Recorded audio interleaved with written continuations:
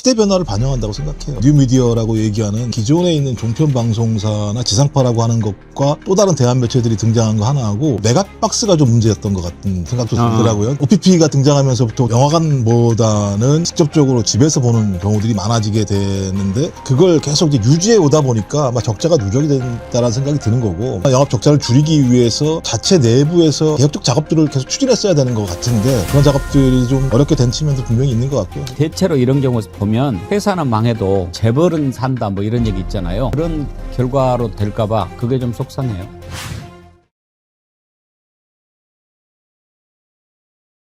오늘 아침에 보니까 중앙일보도 1차 부도 처리가 됐다고 그래요.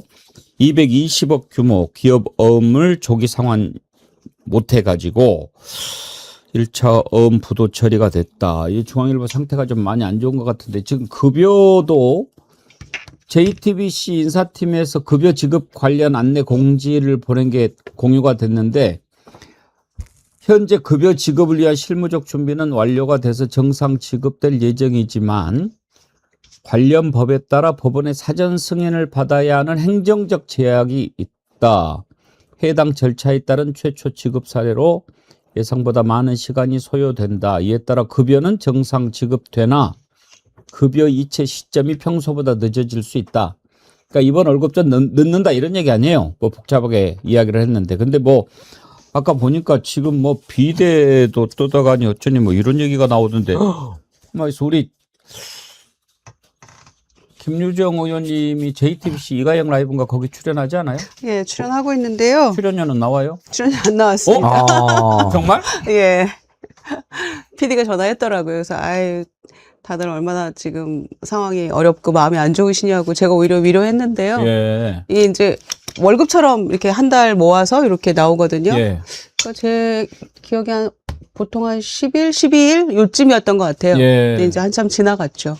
그 통화는 했는데요. 뭐 저희도 저희지만 작가들도 진짜 고생 많이 하잖아요. 작가들 포함해서 스태프들도 지금 월세도 내야 되고 해야 되는데 월급이 안 나왔다. 그런 얘기 하더라고요. 그래서 그러니까 이제 이게 회생 신청을 해놓은 상태라서 그 기간 동안에는 뭐가 중단이 되나 봐요. 그래서 이제 그걸 얘기하는 것 같고요. 뭐 준비는 됐는데 뭐 절차가 있다 이런 얘기가. 근데 뭐 비대 철거 이런 거는 사실은 아니고요. 그건 아니고? 예, 그건 제가 어제도 다녀왔기 때문에 어제도 출연하면서 화장실을 이용했기 때문에 그건 아니고요. 다만 이제 조금 뭐라고 해야 될까요? 분위기가 흉흉하죠? 예, 그리고 이제 좀 타이트하게 들어가는 것 같아요. 뭐 생수 뭐 이런 거 텀블러 이용해야 된다 이런 얘기도 나오는 것 같고요. 그래서 전반적으로 조금 많이 다운돼 있고, 왜냐하면 그동안에 이렇게 소위 찌라시처럼 돌던 얘기는 있었는데 이게 이제 공식화된 거잖아요. 며칠 전에 보도가 되고 이러면서.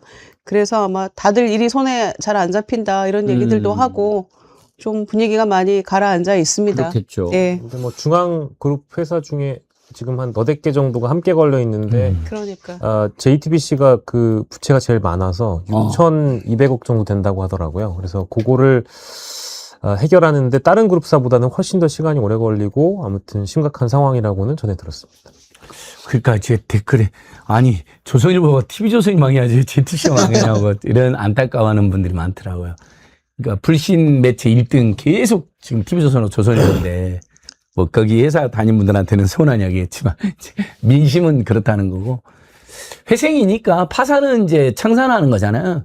회생은 이제 재무관리를 하면서 살아나는 거거든요. 그래서 모르겠습니다. 뭐 중앙일보가 그동안 못된 보도를 많이 하긴 했지만 JTBC에 대해서는 또 애정이 있는 게 사실이어가지고 잘 살아나길 바라야 되겠죠? 뭐 또 일하는 분들도 있고 그러니까. 일부 좀 예고됐던 측면이 있는 게 작년 정도로 제가 이제 생각을 하는데, 작년에 그 이제 뉴미디어 쪽으로 많이 빠진 JTBC 기자 뭐 PD 분들이 좀 있어요. 그러니까 이제 보통 이제 멀쩡한 회사에서 그 좋은 회사에서 그만두고 나오는 젊은 분들이 좀 신기해 보일 때가 있잖아요. 그래서 저도 한번 물어보니까 그때부터 예, 그 작년부터 약간 조짐이 있었다라고 판단한 분들이 일찍이 좀 사표를 던지고 나오신 분들도 왕왕 있었습니다. 그랬군요. 네네.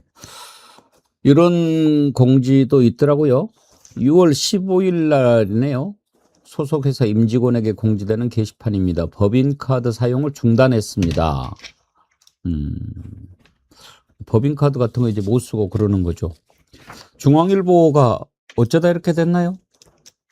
제가 볼 땐 보니까 이번에 그 월드컵 중계료 7천억 이것도 예. 문제가 있지만 보도되는 걸 보면 이렇게 그 수익 구조에 문제가 있다는 거예요. 그러니까 돈을 벌어도 이게 이렇게 흘러 들어가 가지고 뭐 저쪽으로 가고 뭐 그렇게 돼 있는 구조가 문제가 된다라고 하던데요. 그러니까 이제 구체적인 내용들은 밝혀져야 되겠습니다. 저는 시대 변화를 반영한다고 생각해요. 그러니까 아까 얘기했던 뉴미디어라고 얘기하는 기존에 있는 종편 방송사나 지상파라고 하는 것과 또 다른 대한 매체들이 등장한 거 하나하고 이 또 메가박스가 좀 문제였던 것 같은 생각도 들더라고요. 그러니까 이제 OPP가 등장하면서부터 그 예를 들면 저희가 영화관보다는 직접적으로 집에서 보는 경우들이 많아지게 되는데 그걸 계속 이제 유지해 오다 보니까 아마 적자가 누적이 된다라는 생각이 드는 거고 말씀하신 것처럼 계속 영업 이익을 내기거나 영업 적자를 줄이기 위해서 자체 내부에서 어떤 개혁적 작업들을 계속 추진했어야 되는 것 같은데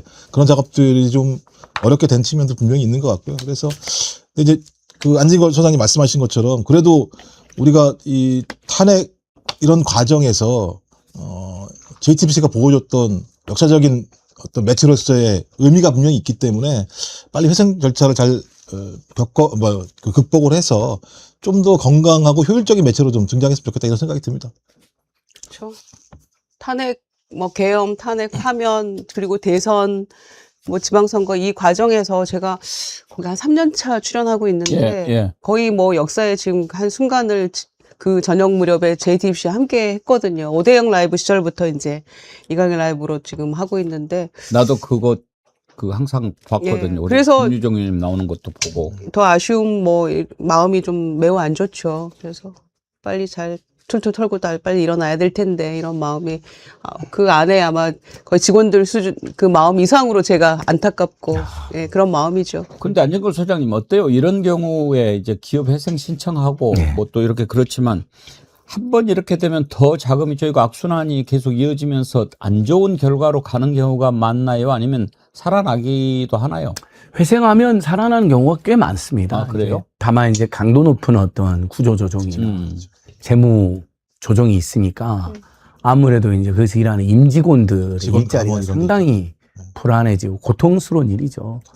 그러니까 뭐 저희들이 어느 회사 나쁜 회사 이렇게 망해야 된다고 하면서도 속으로는 거기서 일하는 사람들 생각하면 또 막 불매운동 하면서도 또 걱정될 때가 있잖아요. 사실 일하는 사람들 잘못이 아니라 오너들이 이상한 짓 해서 그렇게 이제 걱정하듯이 이제 여기는 뭐 또 사실 오너가 뭐 그렇게 잘못한 것 같지는 않고 홍정도 오너는 좀 개혁적인 성향으로 알려져 있는 분인데 뭘 잘못했을까 하는 것은 이제 깊은 반성이 필요할 텐데 분명히 강도 높은 구조조정이나 어떤 자산 매각 이런 게 있을 겁니다. 일부. 그렇게 해서 이제 살아나겠죠. JTBC는 살아나야죠. 네. 녹수님도 저도 김유정님 이가혁 라이브 빼놓지 않고 봅니다. 그러셨는데 사실 이가영 라이브나 뭐 오대영 라이브나 김유정 의원 덕택의 프로그램 산 거지. 그렇죠. 몇 년을 하셨는데요. 네. 그런 건 아니고. 입이 아프죠. 예. 김유정 아니면 누가 봐. 그럼 입이 아프다니까요. 그러니까 안팎만 최근에 오대영 라이브 그다음에 장르만 여의도 이런 건 굉장히 신선하게 떴는데요. 그렇죠. 그럼 더 살아났어야 아니, 되는데 JTBC 자체는 흑자를 냈다니까요. 네. 냈는데 거기 또 뭐 예능 드라마 이런 것도 많이 잘 됐잖아요. 근데 거기에서 이익이 나도 그러니까 SLL 네. 잘 모르시는구나. 그쵸. 넘어갈까요? 5개인가 회사가 있는데 예. 하나가 구멍이 나면 연쇄적인 부도가 나는 상황인데 그걸 계속 메꿔왔겠죠. 지금까지는 메꿔왔겠죠. 아니 이익이 나도 구조가 어디 다른 데로 흘러가게끔 돼 있는 뭐 그런 구조라고 그러는데 저는 제가 정확히 모르니까 뭐라고는 안 하겠습니다만은 대체로 이런 경우 보면 회사는 망해도 재벌은 산다 뭐 이런 얘기 있잖아요. 그런 결과로 될까봐 그게 좀 속상해요. 그러니까 이제 지금 거기 적을 두고 굉장히 오랜 기간 열심히 일하셨던 이제 직원분들도 씁쓸해 하시는 걸로 제가 들었고, 이게 결과적으로는 아까 우리가 얘기했던 뭐 코로나의 위기 이것도 사실 무시는 못하는 게 메가박스 중앙이 망하는 계기가 결국에는 거기도 이제 사실은 코로나 위기 때문에 이 자금 수여를 뭐 대여섯 차례 받았다라고는 합니다만은 그럼에도 불구하고 1조 원이 넘는 부채를 또 떠안게 되었고, 또 그 회사가 다른 회사의 또 연거푸 위기를 떠안는 구조라고 하니까 이게 뭐 누구 하나의 문제다라고 볼 수 없이 중앙그룹 전체의 계열사들이 이 상호 간의 어떤 보증을 서주는 것처럼 이 기업 운영이 돼버려서 아마 이런 결과를 낳지 않았는가 생각이 듭니다. 그래서 오늘 축구를 더 이겼으면 하는 마음이 있었어요. 네. 저 승승장구해서 해야 되는데 그래서 한 4강까지는 올라가줘야 근데 좀 마음이 그렇고요. 남아공하고는 이기거나 비겨야지 우리가 32강 진출한다면서요. 어떻게 되는 거예요? 이기거나 비겨야지 올라간대요. 아니 이기면은 무조건 남아공 이기면 그렇죠. 우리가 이제 조 2위로는 확실히 그러니까 올라가게 3위 되는 중에 거고 8개 팀이 올라간다는 거예요. 남아공하고 비교도 이겨도 예. 아마 2등은 될 것 같은데 일승- 지면은 어떻게 돼요? 그러니까 그게 그러니까 8개 팀만 올라가는 거니까 예.